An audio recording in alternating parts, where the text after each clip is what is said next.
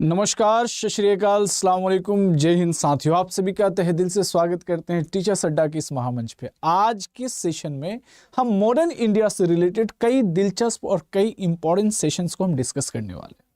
सभी साथी जल्द से जल्द क्लास में मौजूद हो जाएं ताकि आप इतिहास के एक भी प्रश्न आपसे न छूटें। चलिए सभी लोग जल्द से जल्द क्लास में मौजूद हो जाए ताकि मुझे आप लोगों को पढ़ाने में एतराज़ ना हो और ज़्यादा वक्त ना लगे। सभी लोग फास्ट, ताकि मैं चाहता हूं कि मैक्स टू मैक्स स्टूडेंट जुड़ें और एक भी सवाल, जितने भी सवाल है, एक भी सवाल ऐसा ना हो जो आपसे सॉल्व ना होता हुआ दिखे मुझे। चलिए सभी के सभी लोग मौजूद हो जाए क्लास में। चलते हैं क्वेश्चन नंबर फर्स्ट की तरफ।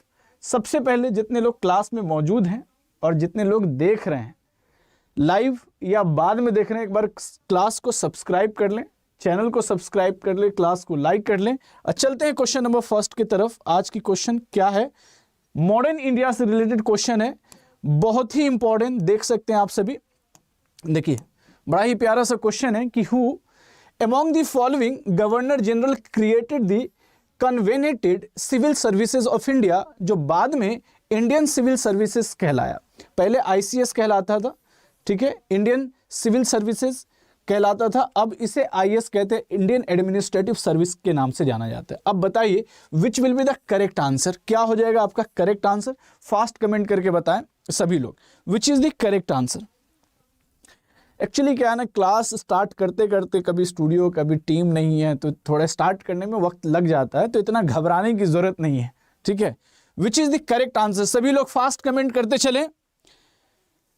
नमस्ते नमस्ते, सब लोगों को नमस्ते, ढेर सारी नमस्ते हमारे तरफ से आप सभी को। खूब खुश रहो, ज़िंदगी में आबाद रहो, यहाँ रहो या फरीदाबाद रहो या जहानाबाद रहो या कहीं पे भी रहो, आबाद रहो और खूब तरक्की करो, यही दुआएं हैं आप सभी के लिए। Which is the correct answer? Who among the following governor general created the covenanted civil services of India, भारतीय सिविल सर्विसेज के नाम से जाना जाता है। तो राइट आंसर क्या हो जाएगा? Lord Cornwallis. C will be the correct answer. Cornwallis वाले कितने लोग हैं? सभी तक गलती कैसे कर सकते हो बेटा? बेंटिक है। Bentinck is the first governor general of India and last governor general of Bengal, ये याद रखिएगा। लॉर्ड विलियम बेंटिक के समय ही सती जैसे कस्टम को बैन लगाया गया था। क्या है? सती प्रथा पर प्रतिबंध लगाई गई थी, ठीक है। किस पे प्रतिबंध लगाई गई थी? सती प्रथा पर प्रतिबंध लगाया गया था। तो इतना दिक्कत नहीं होनी चाहिए, इतनी कंफ्यूजन बिल्कुल भी नहीं होनी चाहिए। चलिए नेक्स्ट क्वेश्चन की तरफ बढ़ते हैं। क्वेश्चन नंबर 2, सभी लोग एक बार क्लास को शेयर कर दें। आज की क्लास पीजीटी हिस्ट्री वालों के नाम, और आज ही 4 बजे हम यूजीसी अड्डा पे मिलेंगे कुछ एंशिएंट के बेहतरीन क्वेश्चंस के साथ। तो आज एक कंटिन्यूअसली आप 50 से ज़्यादा क्वेश्चंस को डील करने वाले हैं। तो this is the great opportunity, और आपको अपने आप में पता चलेगा कि कितनी तैयारी में आप हैं। देखिए, विच one of the among following statement is true about the Lord Curzon, ठीक है। क्वेश्चंस को देखें ध्यान से कि लॉर्ड कर्जन के बारे में निम्नलिखित में से कौन सा कथन सत्य है? सत्य पूछा है, असत्य नहीं या नहीं है ऐसा नहीं है कुछ भी। क्वेश्चन देखिए ध्यान से, क्या है क्वेश्चन? कि लॉर्ड कर्जन के बारे में असत्य है। लॉर्ड कर्जन, ठीक है, लॉर्ड कर्जन के बारे में, he had fully sympathy for the Congress, क्या कांग्रेस के प्रति सिंपैथी था? या he introduce the subsidiary alliances, he succeeded lord Canning as a viceroy of India. Next, he separated the division of the Dacca, चित्तौड़ and Rajshahi from the provinces of Bengal and annex to the Assam. Which will be the correct answer? बहुत बढ़िया बच्चों, सभी लोग बहुत अच्छा answers कर रहे हैं। इसका आंसर कीजिए। अब तक आंसर्स नहीं मिला। देखो, लॉर्ड कर्जन के बारे में अगर हम बात करें, लॉर्ड कर्जन के बारे में ध्यान से सुनेंगे। सिंपैथी, बिल्कुल भी सिंपैथी नहीं था। कांग्रेस के बारे में इन्होंने कहा कि डिमाइज, कहते हैं ना कि मरने के बाद जो है आप श्रद्धांजलि की बात इन्होंने किया है। ही इंट्रोड्यूस सब्सिडरी अलायंसेस, नहीं। सब्सिडरी अलायंसेस किसके द्वारा? वेलेस्ली के द्वारा। वेलेस्ली के द्वारा सब्सिडरी अलायंस इंट्रोड्यूस की गई। लेकिन इसका फादर आपसे पूछ ले कि फादर किसे कहते हैं, तो याद रखिएगा डुप्लेक्स को। डुप्लेक्स जो है आपका फ्रेंच गवर्नर जनरल है, जिसे सब्सिडरी अलायंस, सहायक संधि का जनक कहा जाता है, ठीक है। तो इसका मतलब ना तो ये हुआ ना तो ये हुआ। अब देखते ही सक्सीडेड लॉर्ड कैनिंग। अरे लॉर्ड कैनिंग 1857 में है, 1857 में लॉर्ड कैनिंग ने डलहौजी को सक्सीड किया था, ठीक है। तो यहाँ पे ये वाला भी पॉइंट क्लियर, गलत है। He separated division of Dacca, बिल्कुल, Dacca, Chittagong and Rajshahi from the province of Bengal annex to the Assam. Right answer will be the D. D वाले कितने लोग हैं भाई? अब तक सिर्फ एक ही का आंसर आया है, सभी लोग फास्ट कमेंट करते चले। D is correct answer. उसने ढाका, चित्तेगोंग और राजशाही को विभाजन को बंगाल प्रांत से अलग कर दिया और उन्हें असम में मिला दिया। तो ये क्वेश्चन, ये अपने आप में option is nothing, it is a question. ठीक है, तो this is the very very important question. Next question की तरफ बढ़ते हैं। क्वेश्चन ध्यान से देखेंगे। Consider the following statement. Statement को ध्यान से आप लोग देखें। स्टेटमेंट जैसे ही आप रॉबर्ट क्लाइव, क्या है? Robert Clive 1757, battle of Plassey, याद होगा 23 June 1757 between Robert Clive and Sirajuddaulah. ठीक है। First governor general of Bengal, option देखें, William Bentinck was the first governor general of India, which will be the correct option. चलिए fast comment करते चले।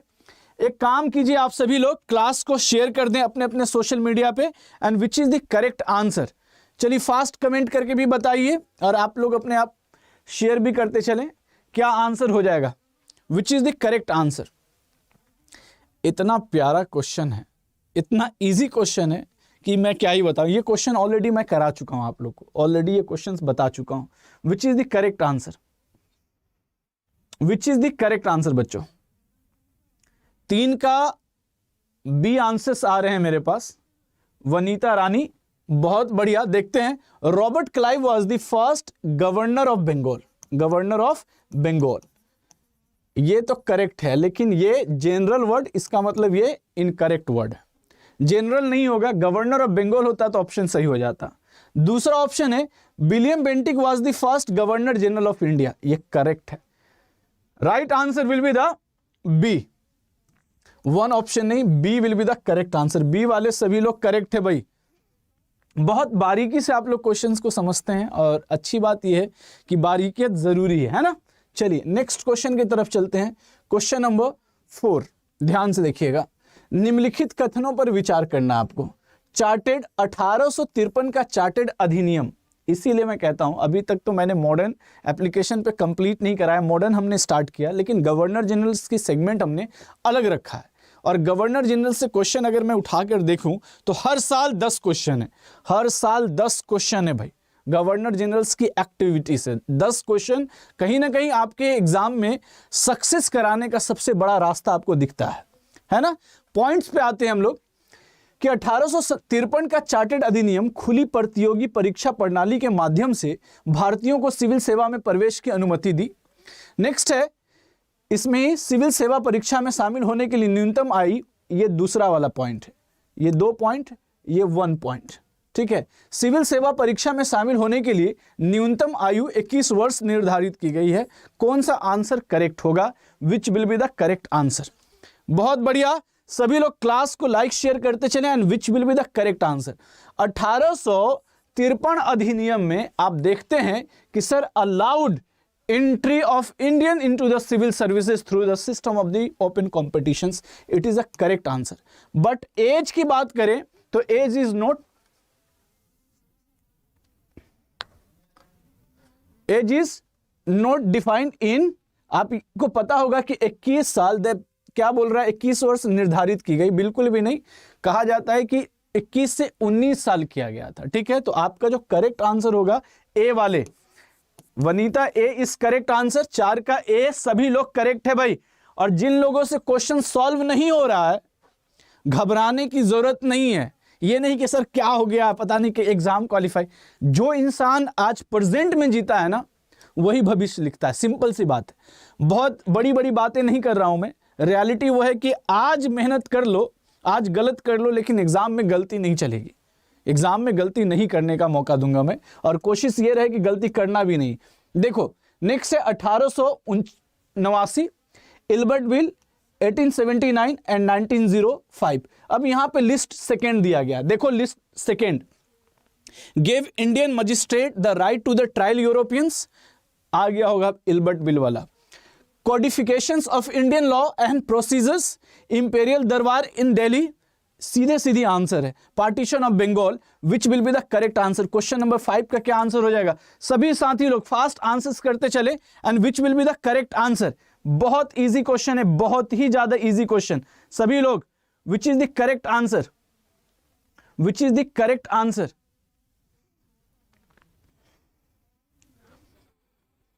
मैं अगर आप लोग का हेल्प करूं, codification of Indian law and procedure 1889, Ilbert bill will be the, देखो ना ये इल्बर्ट बिल पे लेकर आई है।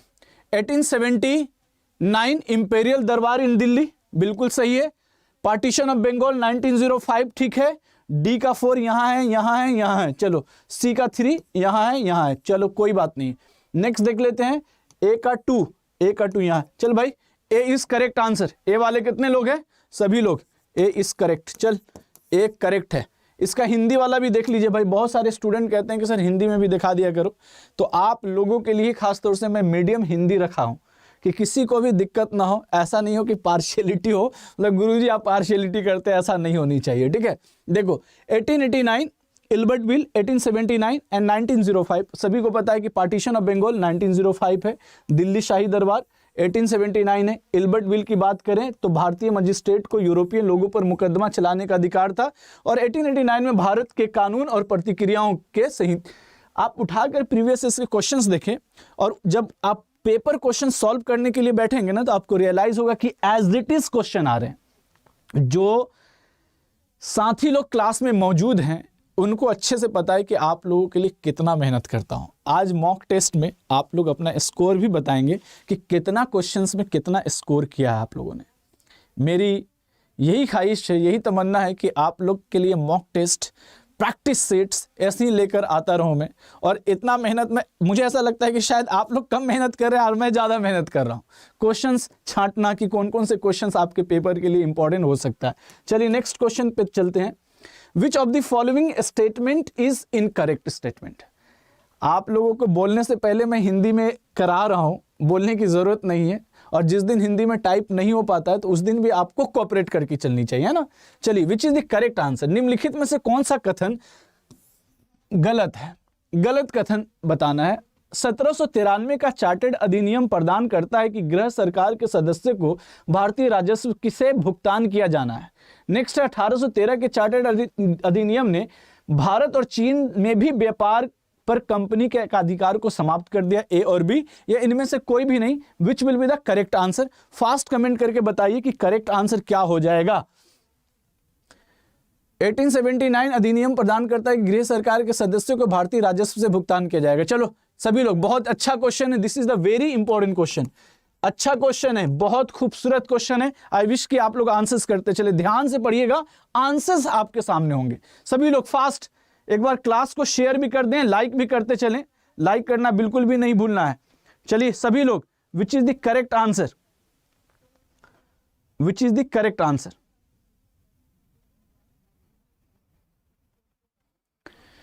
देखो, अगर मैं बात करूं, गलत कथन कह रहा है, गलत कथन है, ये सही स्टेटमेंट आपको ढूंढने की जरूरत नहीं है, गलत ढूंढने की जरूरत है, ठीक है। अगर मैं बात करूं गलत की, देखो ध्यान से, 1793 में अगर हम बात करें, 1793 में गृह सरकार, यहां पे जितने भी कार्यरत ईस्ट इंडिया कंपनी के हैं व्यक्ति, ध्यान से सुनो, उनको भारतीय ही जो पैसे आ रहे हैं उसी में से तनख्वाह देना है, उसकी तनख्वाह का जिम्मा ब्रिटेन नहीं देखेगा। तो ये करेक्ट है स्टेटमेंट? बोल रहा है कि गलत स्टेटमेंट बताना है। 1813 के चार्टर्ड अधिनियम ने भारत और चीन के भारत और चीन में भी व्यापार पर कंपनी के एकाधिकार को समाप्त कर दिया, लेकिन चाय में तो व्यापार जारी रहा, चाय का व्यापार जारी रहा 1833 तक, एक्सेप्ट टी क्यों नहीं लिखा? तो स्टेटमेंट जो है ना आपका बी वाला स्टेटमेंट गलत है। तो इसका मतलब ये हुआ right answer will be the B. B statement गलत है। बी वाले कितने लोग हैं भाई? संगीता यादव, बहुत बढ़िया। सभी लोग समझ में आया ये वाला पॉइंट? याद रखिएगा, 1813 अधिनियम के तहत 1 लाख रुपया अंग्रेजी शिक्षा पे खर्चा अंग्रेजों ने। दूसरा चीज याद रखिएगा कि ब्रिटिश ईस्ट इंडिया कंपनी ने भारत में क्रिश्चियनिटी को फ्री कर दिया मिशनरीज को फैलाने के लिए। तीसरा चीज यह है कि आपने चीन के साथ व्यापार को समाप्त किया, और चीन के साथ व्यापार समाप्त किया, लेकिन चाय में व्यापार जारी रखा। और भी बहुत सारी बातें हैं जो मैं 1813 के अधिनियम में मैं पढ़ाऊंगा, टेंशन लेने की जरूरत नहीं है। चलिए नेक्स्ट क्वेश्चन पे चलते हैं। ऐसे समय में जब यूरोप में साम्राज्य नेपोलियन की ताकत के आगे चरमरा रहे थे, ध्यान से सुनिएगा, निम्नलिखित में से किस गवर्नर जनरल ने भारत में ब्रिटिश झंडे को ऊंचा फहराया था? मतलब बहुत ब्रिटिश ईस्ट इंडिया कंपनी को काफी हाइक पे ले गया। At the time when the empire in Europe were crumbling before the might of the Napoleon, which one of the following governor generals kept the British. ये आपका NCERT का question है, directly NCERT से उठाया गया है ये क्वेश्चन। सभी लोग ये क्वेश्चन बहुत ही अच्छा है, आई विश कि आप लोग क्लियर करते चलें। नहीं समझ में आए ना क्वेश्चन, आप 10 बार पूछो, आपका हक है। क्वेश्चन जब नहीं समझ में आए, इसीलिए मैंने बाइलिंगुअल रखा है, देखो जिसमें समझना चाहो उसमें समझ सकते हो। And which will be the correct answer. एक बार आप लोग की भी सपोर्ट की जरूरत पड़ता है कि इंसान रात दिन मेहनत करता है आपके लिए, तो आप लोगों का भी सपोर्ट चाहिए कि ज़्यादा से ज़्यादा क्लास को उठाया जा सके, ज़्यादा से ज़्यादा उन गरीब बच्चों तक पहुंचाया जा सके जिनका हक है कहीं ना कहीं इतिहास पढ़ने का। Which is the correct answer बच्चों, which is the correct answer. सभी लोग फास्ट कमेंट करते चलें, क्या आंसर हो जाएगा? बहुत खूबसूरत क्वेश्चन है ये, आई विश कि सभी को इसका आइडिया होगा। सभी के सभी फास्ट।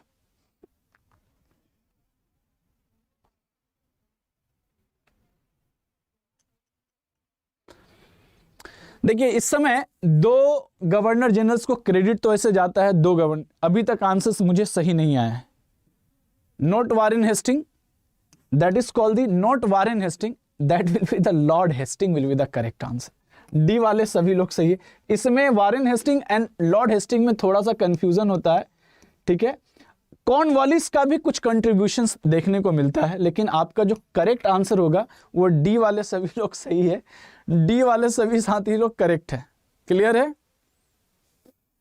1-2 क्वेश्चन तो गलत होगा ही, खैर कोई बात नहीं, चलिए आगे बढ़ते हैं। कंसीडर, क्वेश्चंस के स्टैंडर्ड देख रहे हो आप सभी, पीजीटी के लेवल जैसा पूछता है वैसा ही है। Consider the following statement. Warren Hastings was the first Governor General who established a regular police force in India on the British pattern. ध्यान से सुनिएगा, इसका हिंदी अनुवाद भी हम लोग देखेंगे। Supreme Court was established at Calcutta by the Regulating Act 1774. 3. Indian Penal Code came into the force in 1860. अब पूछ रहा है कि कौन सा एबव स्टेटमेंट करेक्ट है, हिंदी में भी देख लो भाई। एंड चलिए फास्ट कमेंट करके बताएं। Good evening everyone. हिंदी में सर, लो बेटा हिंदी में, अच्छा आप डालो हिंदी में, एक भी क्वेश्चन गलती नहीं होनी चाहिए। विच is the correct answer, which is the correct answer. चलो फास्ट आप लोग कमेंट करते चलो, बिल्कुल रुकना नहीं है एक भी क्वेश्चंस पे। विच इज द करेक्ट आंसर।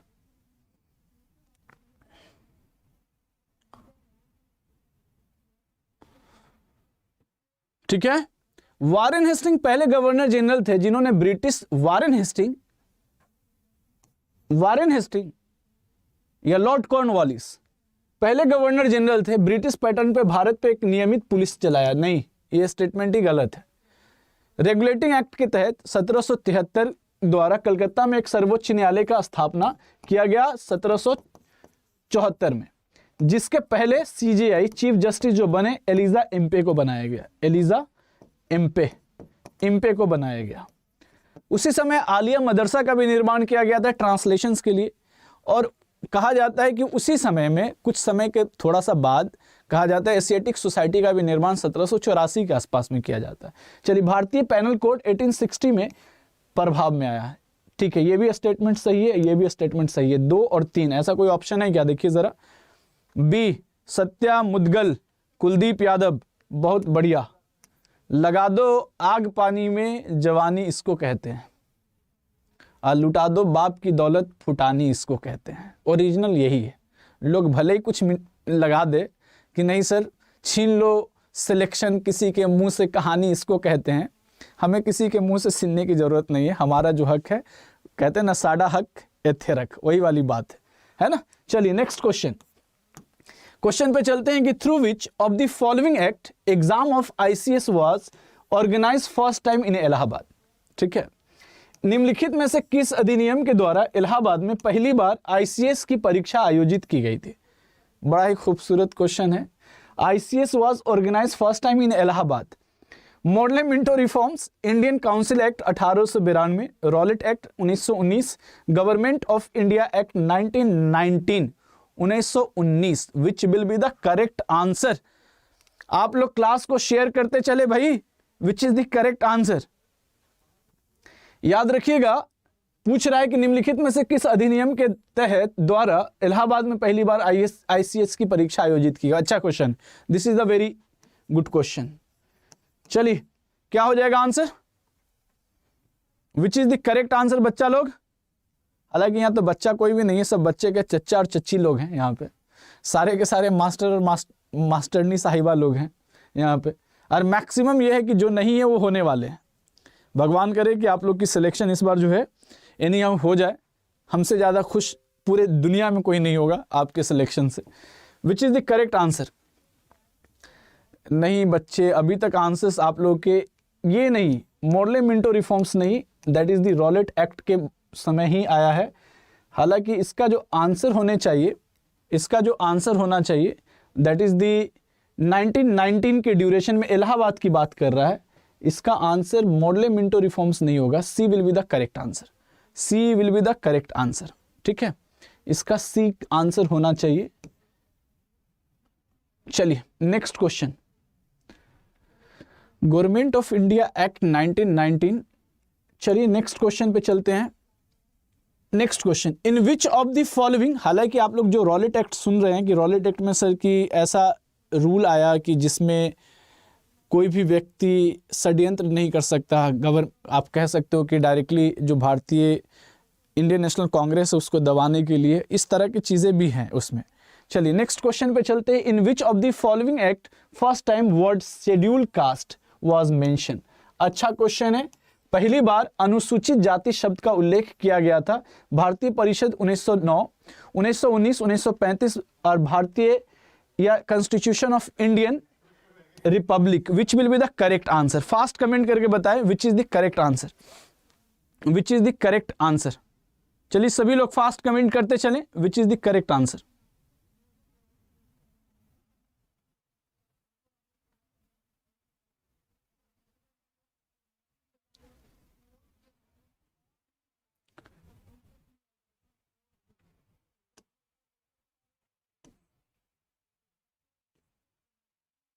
एक काम करो, इस क्वेश्चन का जो है ना थोड़ा सा मुझे भी डाउट हो रहा है। इसका जो राइट आंसर होना चाहिए ना इंडियन काउंसिल एक्ट का, आप लोग जो है गलत नहीं है, मैक्सिमम लोग जो है सही है। मॉडल मिंटो रिफॉर्म्स होना चाहिए। मुझे ऐसा लगता है कि इसका आंसर रॉलेट एक्ट नहीं होना चाहिए मोस्टली, क्योंकि 1909 में इसका A will be the correct answer. इसका सॉरी ए नहीं, 1909 वाला, 1919 वाला ये रॉलेट एक्ट मुझे दिख रहा था। आप इसका डी कर लीजिए, सभी लोग करेक्ट कर लीजिएगा। 9 का D will be the correct answer. ये ए नहीं होगा, डी, रॉलेट एक्ट नहीं। चलिए नेक्स्ट क्वेश्चन पे चलते हैं। 10 number, in which of the following act first time word schedule cast mention. ध्यान दीजिएगा, निम्नलिखित में से किस अधिनियम में पहली बार अनुसूचित जाति शब्द का उल्लेख किया गया था? देखिए कभी कभी क्या होता है कि चीजें माइंड में जब ज्यादा कुछ चल रहा होता है ना आपके, तो आप ज्यादा थॉट प्रोसेस करते हैं। आपको कम पता है तो ज्यादा हिट कर पाते हैं क्वेश्चन में, ज्यादा अगर पता है तो कंफ्यूजन क्रिएट होता है। Indian council act 1909, 1919, 1935, 19 and constitution of Indian public republic. चलिए which is the correct answer? 10 का बी भी आया है और 10 का सी भी आया है। सी वाले जितने लोग हैं वो सभी करेक्ट है। गवर्नमेंट ऑफ इंडिया एक्ट 1935 में आप याद रखिएगा that is the schedule caste का इस्तेमाल किया गया था 1935 में। तो this is the very important, C आपका 10 का करेक्ट है। चलिए नेक्स्ट क्वेश्चन की तरफ बढ़ते हैं। क्वेश्चन देखेंगे, निम्नलिखित में से किस अधिनियम ने महिला मतदाताओं के अनुपात में वृद्धि की और उन्हें विधायिका में आरक्षित सीटें प्रदान की? अच्छा क्वेश्चन है, this is the very important question. Which of the following act increase the ratio of female voters and gave the reserve seat in legislation? Act बताइए फास्ट। अच्छा क्वेश्चन, आज क्वेश्चंस का लिटरली बहुत ही अच्छा संगम है, आप इसका आंसर्स करते चले। Which is the correct answer, 11 number का which is the correct answer, क्या हो जाएगा करेक्ट आंसर? फास्ट कमेंट करके बताएं। क्वेश्चंस देखिए ध्यान से, विच is the correct answer, which is the correct answer.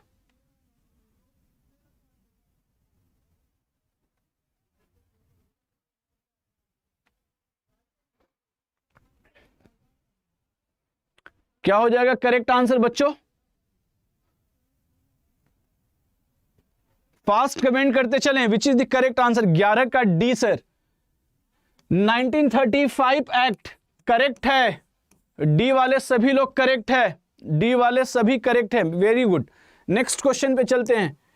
Question number 12 थोड़ा सा बड़ा है, ध्यान से देखने का। क्वेश्चन क्या कह रहा है? क्वेश्चन कहता है कि 1880 में शुरू की गई संविधानिक सिविल सेवा के बारे में क्या सही नहीं है? नियुक्तियां आमतौर पे अच्छे परिवार और सामाजिक स्थिति के युवा पुरुषों तक ही सीमित थी। इस सेवा का अनुपात किसी भी वर्ष नियुक्त अनुबंधित सहायक सेवकों की कुल संख्या 1/6 से अधिक नहीं होना चाहिए। इस सेवा में नियुक्ति नामांकन द्वारा होनी थी और इस सेवा ने अंतिमता का एक तत्व प्रदान किया और उच्च पदों पर रोजगार के लिए भारतीयों के दावे के साथ न्याय किया।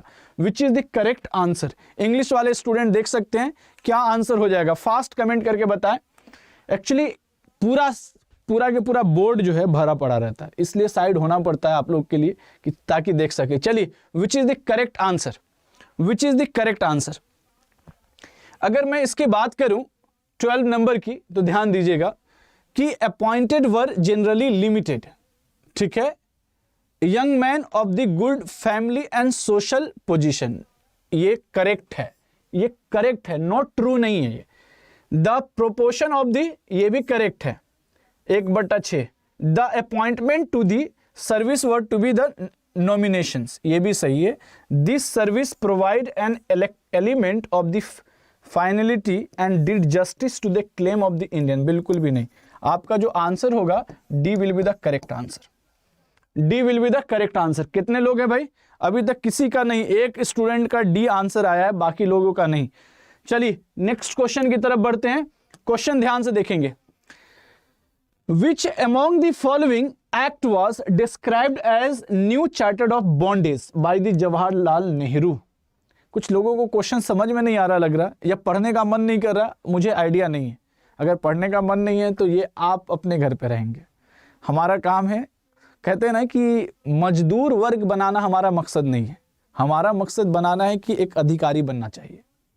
सिंपली आप जिस रास्ते से गुजरे, लोग आपके पीछे पीछे चलें, ये होना जरूरी है, ठीक है। आप भीड़ का हिस्सा ना बने, ये हमारा बनाना मकसद है। निम्नलिखित में से किस अधिनियम को जवाहरलाल नेहरू द्वारा बंधन के लिए एक नए चार्टर्ड के रूप में वर्णित किया गया? भारतीय आपराधिक कानून संशोधन अधिनियम 1913, रॉलेट एक्ट 1913, भारत सरकार अधिनियम 1919 एंड भारत सरकार अधिनियम 1935। विच will be the correct answer? Fast comment करके बताएं क्या आंसर हो जाएगा। विच is the correct answer? Which is the correct answer?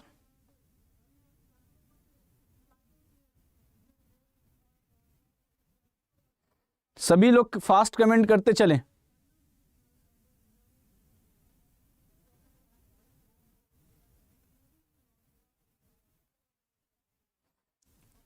अभी तक जो आंसर्स मेरे सामने आ रहे हैं वो डी आंसर आए हैं, दीपिका, वनीता, बिगनर स्टार। वैसे जवाहरलाल नेहरू बंधन के नए चार्टर्ड के रूप में वर्णित जो किया है, गवर्नमेंट ऑफ इंडिया एक्ट 1935 को उन्होंने बंधन के बॉन्डेज के रूप में इन्होंने बताया है। नेक्स्ट क्वेश्चन को देखते हैं। क्वेश्चन ध्यान से देखिएगा। Under which constitutional reform the diarchy was introduce as the provincial? बहुत इजी क्वेश्चन, बहुत इजी क्वेश्चन। बोल रहा है कि द्वैत शासन लागू किया कहां पे? प्रांतीय स्तर पे। बताइए, बहुत इजी है क्वेश्चन, बहुत ही easy. Fast everybody, and which will be the correct answer? Which will be the correct answer? अगर मैं बात करूं मॉडले मिंटो रिफॉर्म्स, तो आप पहला कम्युनल रिप्रेजेंटेटिव की बात करते हैं, इलेक्टोरेट की बात करते हैं, मॉन्टेग्यू चेम्सफोर्ड रिफॉर्म्स की बात करेंगे, साइमन कमीशंस की बात कर सकते हैं, गवर्नमेंट ऑफ इंडिया एक्ट। ये कहाँ पे बोल रहा है? प्रोविंशियल्स पे, सेंट्रल पे नहीं। Montagu Chelmsford reforms, B will be the correct answer. B वाले कितने लोग हैं भाई? 14 का डी ए आंसर्स कर रहे हैं, पता नहीं। मॉडल मिंटो रिफॉर्म्स क्यों भाई? डायरकी एट प्रोविंशियल्स लेवल पूछा है, इससे इजी क्वेश्चंस क्या होगा? और इजी क्वेश्चन आप लोग गलत करते हैं, इजी क्वेश्चन आप लोग ज्यादा गलत करते हैं, और जो थोड़ा सा स्टैंडर्ड क्वेश्चन है वो आप लोग देखो याद से। प्रांत स्तर पे 1919, केंद्र स्तर पे 1935, ये याद रखिएगा। क्लियर है? Next, who among the following appointed as the member of the Indian council in England 1909? निम्नलिखित में से किसे 1909 में इंग्लैंड में भारतीय परिषद के सदस्य के रूप में नियुक्त किया गया था?